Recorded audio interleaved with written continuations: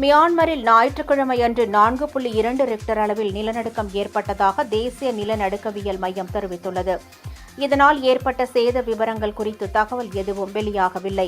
இது தொடர்பாக எக்ஸ் தளத்தில் தேசிய நிலநடுக்கவியல் மையம் வெளியிட்டுள்ள பதிவில், இந்த நிலநடுக்கம் 90 கிலோமீட்டர் ஆழத்தில் ஏற்பட்டதாகவும், முன்னதாக சனிக்கிழமை அன்று 95 கிலோமீட்டர் ஆழத்தில் 4.8 ரிக்டர் அளவில் மற்றொரு நிலநடுக்கம் ஏற்பட்டதாகவும் தெரிவித்துள்ளது.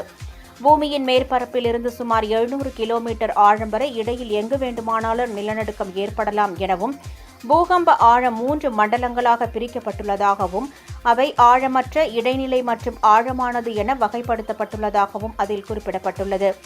ஆழமற்ற நிலநடுக்கங்கள் பெரிய அளவில் சேதாரத்தை ஏற்படுத்தும் எனவும் தேசிய நிலநடுக்கவியல் மையம் தெரிவித்துள்ளது.